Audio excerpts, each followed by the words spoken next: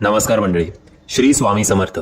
मंडळी, आपल्याला दिवसभराच्या कामानंतर सलग 7-8 तास गाढ झोप लागावी असं स्वप्न प्रत्येकाचंच असतं. पण हे स्वप्न पूर्ण होतं का? तर नाही. सध्याच्या धावपळीच्या आणि स्ट्रेसवाल्या जीवनामुळे आपल्याला साधी नीट झोप सुद्धा लागत नाही.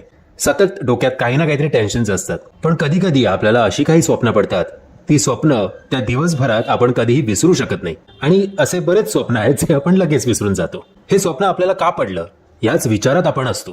तर आज मी तुम्हाला अशी काही स्वप्न सांगणार आहे की जर ही स्वप्न तुम्हाला पडत असतील तर त्यामागचा संकेत हा शुभ आहे की अशुभ हे तुम्हाला समजेल. तसेच तुम्हाला ही पडलेली स्वप्न कोणालाही सांगू नका. आता अशी स्वप्न नेमकी कोणती असतात, चला तर मग या संदर्भात जरा जाणून घेऊया. म्हणजे सगळ्यात महत्वाचं स्वप्न आणि जे स्वप्न बघितल्यानंतर आपण खऱ्या अर्थी दचकतो ते स्वप्न म्हणजे आपल्याला स्वप्नामध्ये आपल्याला एखादी जवळची व्यक्ती मृत पावलेली दिसली तर आपण लगेच घाबरतो, आपण दचकतो. पण खऱ्या अर्थी बघायला गेलं तर हे स्वप्न शुभ मानलं जातं. असं म्हटलं जातं की असं स्वप्न पडल्यानंतर जो व्यक्ती तुमच्या स्वप्नात मृत्युमुखी पडलेला आहे त्याचं आयुष्य वाढलंय हा यामागचा संकेत असतो. त्यामुळे तुम्हाला जर असं स्वप्न पडलं तर घाबरून जाऊ नका. तसेच समजा जर एखाद्या स्वप्नामध्ये तुम्हाला सापाचं दर्शन झालं तर तुम्ही खडबडून जागे होता आणि खूप घाबरता. परंतु हे स्वप्न सुद्धा खूप शुभ मानलं जाते. यामुळे आपल्याला शंकराचा आशीर्वाद मिळतो अशी मान्यता आहे.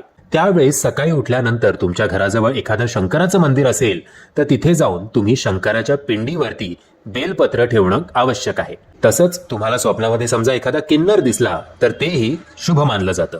आणि जर तुमच्या स्वप्नात किन्नर आला आणि तुमच्या दिवसभरात आजूबाजूला एखादा किन्नर तुम्हाला दिसला तर लगेच त्याला पैसे देऊन टाका. आणि पैसे देताना सुद्धा तुम्ही एखादी 10 रुपयाची नोट देऊ शकता आणि त्याच्याकडून तुम्ही एखादं नाणं मागून घेऊ शकता. हे नाणं तुम्ही आपल्या तिजोरीत ठेवू शकता. यामुळे अशी मान्यता आहे की आपल्या घरामध्ये लक्ष्मीचा वास कायम राहतो. त्यामुळे स्वप्नात किन्नर दिसणं हे शुभ संकेत मानलं जातं. तसंच एखादं लहान मूल आपण जर स्वप्नात पाहिलं तर हा देखील आपल्यासाठी शुभ संकेतच मानला जातो. लहान मुले देवाचे रूप मानले जातात आणि तुम्हाला स्वप्नांमध्ये लहान मुलं दिसली तर आपल्यावरती देवी देवतांची कृपा आहे एवढं नक्की समजावे. तसेच जर तुम्हाला स्वप्नामध्ये एखाद्या देवाचे दर्शन झाले म्हणजे कोणत्याही देवी देवतांचे दर्शन जर तुम्हाला स्वतःच्या स्वप्नात झाले तर हे तर सगळ्यात शुभ संकेतच आहे असं म्हणायला काही हरकत नाही. यामुळे तुम्ही समजून जा की आपल्या कुटुंबियावर देवी देवतांचा आशीर्वाद आहे, ते आपल्या घरात वास करतात. तर मंडळी, वरील स्वप्नांपैकी जर तुम्हाला एखादा स्वप्न पडलं असेल तर ते शुभ स्वप्नच मानावं आणि हा एक शुभ संकेत मानावा. पण हे स्वप्न तुम्ही कोणालाही अजिबात सांगू नका.